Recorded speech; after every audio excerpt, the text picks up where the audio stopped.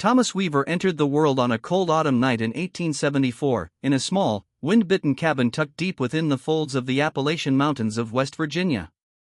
The Weaver family, simple mountain folk who had tilled the same rocky soil for generations, had been expecting the child for weeks. His mother, Eliza, had endured a difficult pregnancy, plagued by strange fevers and vivid dreams that left her shaken and pale in the mornings. Neighbors whispered about her condition, some claiming the unborn child had already taken something from her, though none could explain what they meant. When the night finally came, the labor was long and grueling, the howling wind outside carrying the sound of her cries down the holler like a mournful song. By the time Thomas was delivered, the midwife, a stern, God-fearing woman named Ruth McKinney, was visibly shaken. She later swore to her sister that she had never seen a newborn open his eyes so quickly, nor stare at her with such unnerving focus, as if already studying her face and memorizing every detail. From his first breath, there was something unusual about Thomas.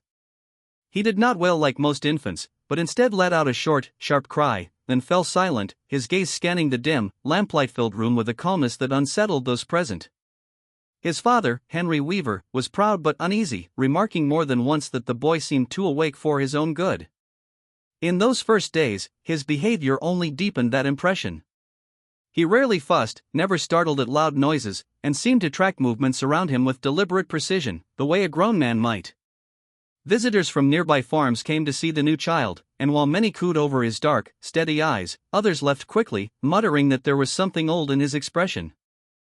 As Thomas grew into his first year, his development did not follow the expected path. He began holding his head up and focusing on people far earlier than other babies in the community. By the time he was 8 months old, he could stand unassisted for brief moments, his small hands curled at his sides instead of reaching for support. Most striking of all was his apparent comprehension. He seemed to respond to conversations around him long before he could speak, turning his head toward whoever was talking and reacting with quiet interest, as though understanding every word. His mother confided to her sister that she often felt as if she were being watched, not by a baby, but by something behind the baby. In the Appalachian Hills, where superstition intertwines seamlessly with daily life, such things did not go unnoticed. Eliza began receiving unsolicited visits from older women in the community who offered her charms, protective prayers, and whispered advice on how to keep certain spirits away from her child. While she politely accepted their offerings, she and Henry dismissed most of the talk as old wives' tales, though deep down, Henry admitted he was beginning to feel uneasy in his own home. The first truly alarming incident occurred when Thomas was just over a year old. One night, during a thunderstorm, Henry entered the small room where Thomas slept to check on him. The boy was standing upright in his crib, facing the window, his eyes fixed on something in the darkness beyond the glass. His tiny hand was raised as though greeting someone or something outside. Henry saw nothing but the sheets of rain and the flicker of lightning, but he swore later that the boy's lips were moving in silent words. When Henry picked him up, Thomas did not cry or cling to him. Instead, he turned his gaze toward the window again, as if reluctant to leave whatever had held his attention. As Thomas entered toddlerhood, his oddities only became more pronounced. He seemed to have an uncanny sense of time, often appearing at the door or looking expectantly toward the road minutes before a visitor arrived. His parents never saw him learn certain things, he simply knew them. He could identify tools in his father's shed without being taught, and once, when asked how he knew the name of a distant ridge, he answered, "It told me." No one could get him to explain what he meant. By the time Thomas was 3, rumors had spread beyond the immediate community. Travelers passing through would sometimes stop at the Weaver place out of curiosity, wanting to catch a glimpse of the strange mountain child they had heard about. Some left with nothing more than puzzled expressions, while others claimed they had never felt more uncomfortable in a child's presence.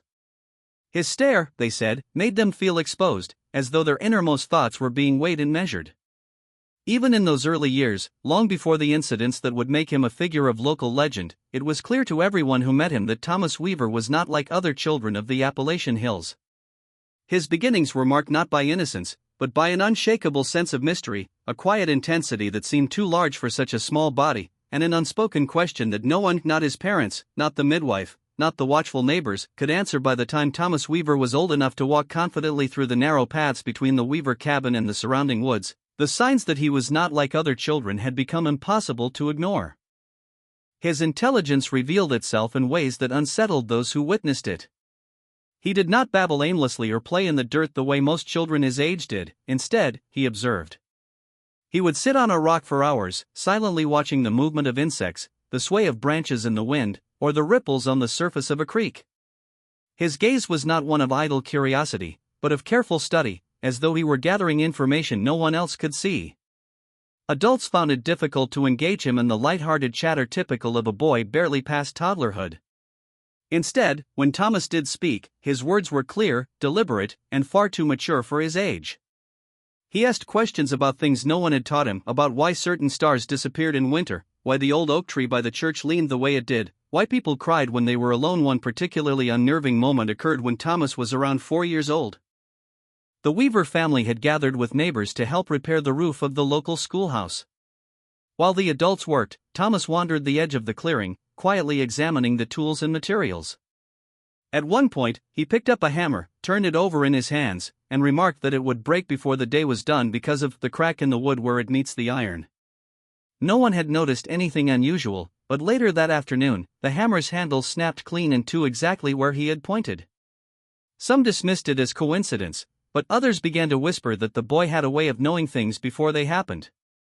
His interactions with animals were another source of fascination and unease. The Weaver farm kept chickens, a few goats, and an old mule named Jasper, all of which seemed strangely responsive to Thomas. Chickens that would peck at anyone else allowed him to gather eggs from beneath them without fuss. Stray dogs followed him home from the woods and lingered near the cabin for days, staring at him as though awaiting some unspoken command.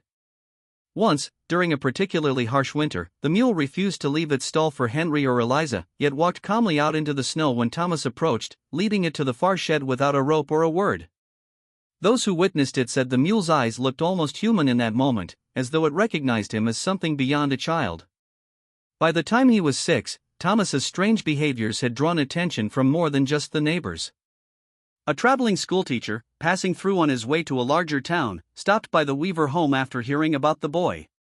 The teacher, intrigued by tales of his unusual intelligence, tested him with simple questions in arithmetic, geography, and even bits of Latin verse.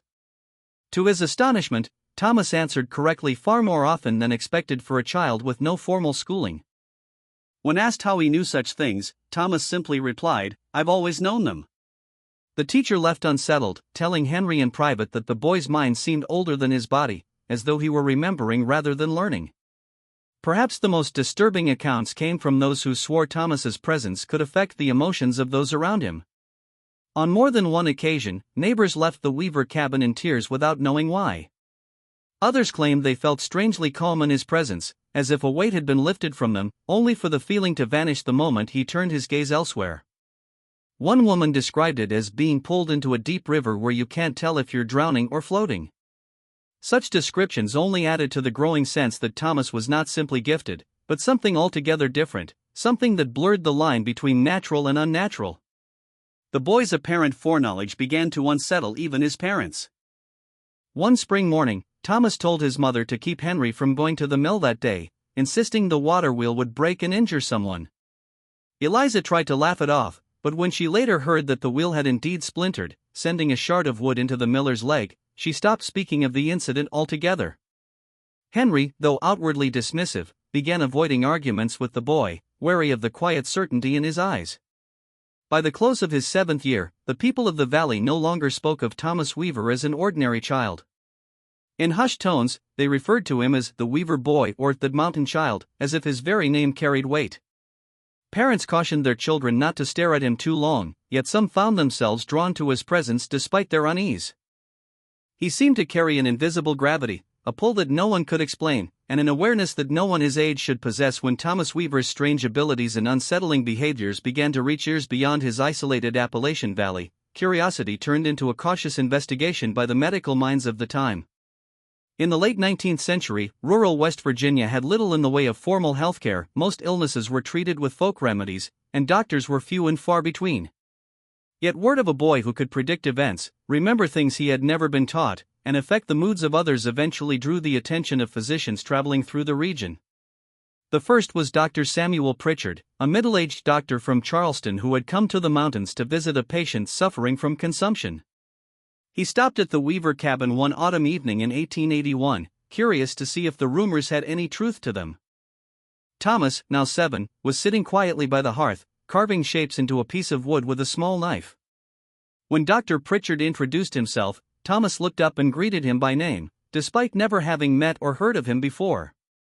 The doctor laughed uncomfortably, assuming Henry or Eliza had told the boy who was coming, but both parents insisted they had no idea a doctor would be arriving that night. Dr. Pritchard decided to perform a basic examination. He listened to Thomas's heart and lungs, checked his reflexes, and tested his eyesight. Everything appeared normal, more than normal, in fact. Thomas's heart was strong, his breathing steady, his reflexes quick and precise. Yet the boy seemed impatient with the process, answering questions before they were finished and predicting what the doctor would do next. At one point, when Dr. Pritchard reached for his bag, Thomas remarked, "You're going to take out the little silver thing and shine it in my eyes." The doctor, startled, confirmed that he was indeed about to use an ophthalmoscope, a device rarely seen in rural mountain communities. The following spring, another visitor arrived, Dr. Alonzo Wright, a younger physician from a growing town along the Kanawha River. Wright was less skeptical than Pritchard, having heard a series of strange accounts from people who had encountered Thomas. He brought along basic medical tools and a few objects meant to test memory and cognition. Thomas passed each test with ease, sometimes even before the instructions were fully given. When shown a series of unfamiliar symbols and asked to recall them minutes later, he not only reproduced them perfectly but added that one of them wasn't shaped right and corrected it to a more accurate form found in an old Latin manuscript, a manuscript he could never have seen in his short life. Dr. Wright left the cabin visibly disturbed, his notes full of observations that seemed to lead nowhere. Over the next 2 years, a handful of other doctors, preachers, and self-proclaimed scientists made their way to the Weaver homestead. Each hoped to uncover a rational explanation for the boy's odd nature, but none succeeded. One doctor suggested Thomas suffered from a rare form of precocious intellect, though he admitted this did not explain his apparent foreknowledge of events. Another speculated that Thomas's senses were simply more acute than most people's, allowing him to pick up subtle cues that others missed. Yet these theories fell apart when Thomas made predictions or statements about people and events far beyond his physical surroundings. The most baffling incident for the medical men occurred in the summer of 1883, when Thomas was visited by a pair of traveling researchers interested in phrenology, the now discredited practice of studying the shape of the skull to determine personality and intelligence. They examined his head carefully, measuring every contour, and found it unremarkable. Yet as they worked, Thomas calmly told them details of their journey to the mountains, describing the inn they had stayed at and the argument they had had over supper. The men were shaken, insisting they had never discussed these matters in his presence. By this time, even those who came determined to prove the rumors false left with an uneasy sense that they had brushed against something outside the boundaries of known science. Thomas's case began to take on the air of an unsolvable puzzle, too strange to ignore, yet impossible to explain with the tools and knowledge of the era. The few records that exist from these examinations suggest that his physical health was flawless, his mind unusually sharp, and his demeanor calm to the point of eeriness. No one could point to a defect or illness. In fact, most noted he seemed healthier than any boy they had seen in the mountains. And yet, for all their efforts, no medical authority could explain how a child with no formal schooling could know the things he knew, sense the things he sensed, or unsettle grown men with a single glance. In the Appalachian hills of the late 19th century, fear was a currency as common as salt or flour, traded in whispers across fence lines and passed down through stories told by firelight. The mountains had their share of old legends, spirits in the hollows, witches who could curse a cow to go dry, and strange lights that moved through the treetops, but the story of Thomas Weaver began to weave itself into this fabric of superstition with unusual speed. At first, the talk was only among the nearest neighbors, who found the boy's piercing gaze and inexplicable knowledge unsettling. They muttered about how he never seemed surprised by anything, how animals reacted strangely around him, and how his words sometimes carried an edge of warning that proved true more often than not. Before long, these murmurs traveled down into the valleys and over the ridges, carried by traders, visiting kin, and churchgoers returning from long journeys. It was the church that first sought to interpret what they were hearing through the lens of Scripture. Reverend Amos Trenton, a stern and respected Baptist preacher in the nearest settlement, began to speak cautiously from the pulpit about the dangers of unnatural gifts and how the devil could cloak himself in innocence. Though he never named Thomas directly, his congregants knew who he meant. The idea that a child might be touched by something beyond human understanding took root quickly among the faithful, especially when paired with the boy's growing reputation for predicting misfortune. A failed harvest, a barn fire, a sudden illness. If Thomas had been near or had spoken of something similar beforehand, it became proof in their minds that he was connected to forces better left alone. Supernatural explanations flourished where science had failed. Some claimed Thomas was a changeling, swapped in the cradle by mountain spirits. Others believed he was cursed from birth due to some unconfessed sin of his parents. A few whispered that he was a prophet, not sent by God but by something darker, a vessel for messages that were meant to tempt or mislead. This fear was not without contradiction. Those same people who avoided his company would sometimes seek him out quietly when they were desperate, hoping for a glimpse of what was to come. A sick child's mother might linger near the Weaver home, waiting for Thomas to pass by in the hope he would say something that could be read as a good sign. The older women of the community, keepers of local lore and superstition, spun their own theories. They noted that Thomas had been born during a night when the wind howled like a soul in pain and claimed this was a bad omen. They spoke of certain marks on his body, small birthmarks on the back of his neck and shoulder, that they said were the touch of spirits. When Eliza Weaver overheard two women discussing such things outside the general store, she stopped bringing Thomas into town unless absolutely necessary. Henry, too, began to notice how people would glance away when the boy entered a room, or suddenly remember chores they needed to attend to. Folklore gave the fear shape, but direct experiences fed it. A farmer named Jedediah Moore swore that, while walking home one foggy evening, he passed Thomas standing alone in the road, staring into the mist. The boy looked at him and said, "Best keep your lantern high, Jed, so you don't trip." Minutes later, the farmer nearly stepped into a deep washout where the road had collapsed from heavy rains, something he could not have seen without the light raised. To Jed, this was proof that the boy's knowledge came from an unnatural place, and he shared the story widely. As these tales accumulated, the line between fear and fascination blurred. Some people avoided the Weaver homestead entirely, circling far around it when traveling between settlements. Others left small offerings, bread, coins, bits of ribbon, at the edge of the property, a practice rooted in the belief that appeasing a spirit, or one touched by spirits, could prevent harm. These offerings unsettled Henry deeply. He saw them not as kindness but as a reminder that his son was viewed as something other than human. By the early 1880s, Thomas's presence at community gatherings was rare. When he did appear, standing quietly beside his parents, watching with those steady, knowing eyes, the effect on the crowd was palpable. Laughter would quiet, conversations would shift, and people would begin to drift away in ones and twos. He never caused a scene, never acted out, but his very presence seemed to press against the boundaries of what people could accept as natural. In the mountains, where survival depended as much on trust and community as on skill, this quiet isolation was a dangerous thing. Once people began to think of someone as outside the circle, it was only a matter of time before they were pushed further away. And so the legend of Thomas Weaver grew half warning, half mystery, until it seemed as if the hills themselves carried his story in the rustle of the trees and the echo of distant voices. The final, unexplained incident that would cement Thomas Weaver's place in Appalachian legend began on a sweltering August afternoon in 1884, when the mountains were heavy with heat and the air felt thick enough to drink.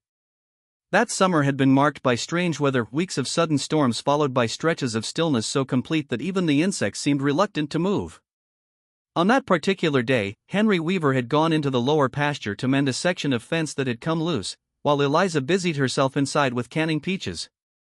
Thomas, now 10 years old, had taken to wandering the edges of the woods alone, something he did often despite his mother's unease.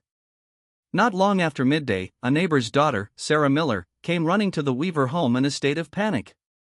She told Eliza that she had seen Thomas standing at the edge of the creek, staring down into the water, his lips moving as though he were speaking to someone below the surface. Sarah swore there was no one else there, no reflection except his own, yet she heard a low murmur answering him, as if the water itself were speaking back. By the time Eliza hurried down to the creek, Thomas was gone, leaving only damp footprints along the bank that seemed to vanish abruptly a few steps into the grass. When Henry returned from the pasture and heard the story, he searched the property for hours before finding Thomas sitting calmly on the porch steps. The boy said nothing at first, only looked past his father toward the tree line. When pressed about where he had been, Thomas replied, "I was shown something I had to see." No amount of questioning could coax more from him. but his parents noticed his eyes seemed darker, his expression heavier, as though whatever he had witnessed had left an unseen mark. The following night brought the second part of the incident. A violent storm swept down from the mountains without warning, no shift in wind, no change in temperature to announce its arrival. Lightning split the sky, and rain pounded the tin roof of the Weaver cabin with a deafening roar. In the midst of the chaos, Thomas rose from his bed and walked to the front door, opening it wide despite his mother's protests. He stood there in the downpour, looking out into the darkness. When Eliza tried to pull him back inside, he told her that something was coming down the hollow and that they needed to stay away from the creek for 3 days. His tone was calm, but it carried a weight that froze her in place. The next morning, the creek had risen far beyond its banks. Trees had been ripped from the soil, and the small footbridge connecting the Weaver land to the miller's property had been completely washed away. Along the edge of the swollen water, Henry found deep grooves in the mud, marks too large and oddly shaped to be from wagon wheels or livestock. The grooves curved and doubled back on themselves before disappearing into the water, as though whatever had made them had entered and never returned. Over the next 3 days, the family avoided the creek as Thomas had instructed. On the 4th day, the water receded, but in its place were scattered fragments of wood and twisted metal, none of which anyone could identify as coming from any known structure in the area. Neighbors came to see, and many left whispering that the storm had not been entirely natural. A few pointed to Thomas, who stood silently nearby, watching the water as if waiting for something else to emerge. What troubled Henry and Eliza most was not what others saw, but what they themselves experienced in the days following. They noticed small, inexplicable changes in their son's behavior, pauses in conversation where he seemed to be listening to something far away, sudden glances toward the woods at night, and an almost complete disinterest in speaking with anyone outside the family. At times, he would leave the cabin without explanation and return hours later, damp or covered in bits of moss, claiming he had simply been walking. Months later, when autumn settled over the mountains, Sarah Miller's father confided to Henry that he had found a section of the creek far upstream where the rocks were arranged in a deliberate pattern, almost like symbols. He had not told anyone else for fear of being thought mad, but he was certain they had not been there before the August storm. When Henry mentioned this to Thomas, the boy only smiled faintly and said, "It's been marked now. It will be remembered." That single phrase became part of the lore surrounding him, repeated in hushed tones by those who claimed to have heard it firsthand.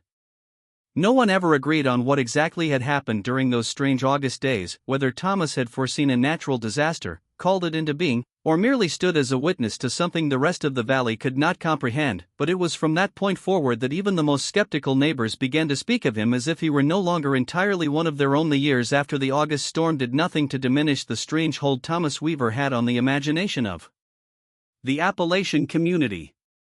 If anything, the event deepened the mystery and made him a permanent fixture in the oral history of the region. As the 1880s drew to a close, the stories about him began to shift from whispered speculation to something resembling folklore, passed from one generation to the next with each telling adding its own embellishments. Neighbors who had once avoided speaking his name began to refer to him in the same breath as the old mountain legends, ghostly women who wandered the hollows, headless riders who traveled on moonless nights, and spectral lights that flickered through the trees. Yet unlike those tales, which were safely rooted in the distant past, Thomas's story was uncomfortably recent and, for many, too real. Some sought to explain him through the lens of the era's growing fascination with spiritualism. Traveling mediums who visited the region claimed that Thomas was a rare kind of receiver, a person whose mind could serve as a conduit between the physical world and forces unseen. They spoke of him as a kind of human instrument, finely tuned to frequencies others could not hear. These explanations, though couched in the language of seances and parlors, resonated with the mountain folk, who had long believed in signs, portents, and the thinness of the veil between worlds in certain places.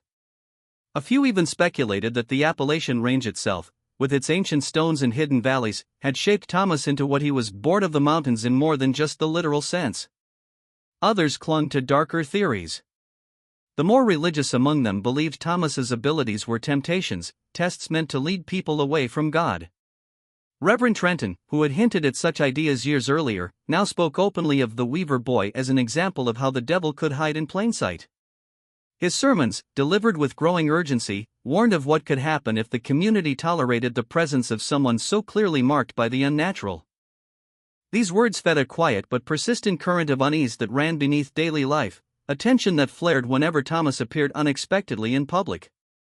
By his late teens, Thomas had grown into a tall, lean figure with the same steady eyes that had unnerved people since infancy.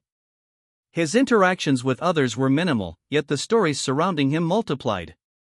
There were claims that he could find lost objects by walking straight to them without searching, that he could predict the weather with uncanny accuracy, and that he knew when a person was lying before they spoke a word. Some insisted he could calm a crying infant by simply looking at it, while others swore he could cause a man's temper to flare with nothing more than a glance. Whether any of these accounts were true mattered less than the fact that people believed them, and in believing, they added to the legend. Occasionally, strangers came to seek him out, drawn by curiosity or desperation. A widow from Virginia traveled for days through the mountains after hearing he could see things others could not, hoping he might give her a message from her deceased husband. A doctor from Pittsburgh arrived to observe him, only to leave without a word after spending an afternoon in his company. A group of young men, skeptical and half-drunk, tried to confront him one autumn night, daring him to prove the stories. According to one of them, Thomas said nothing at all, but when they left, each carried a lingering feeling of dread they could not shake for weeks afterward. His parents aged quickly during this period, worn down by years of scrutiny and the quiet strain of raising a son who seemed forever apart from the world around him.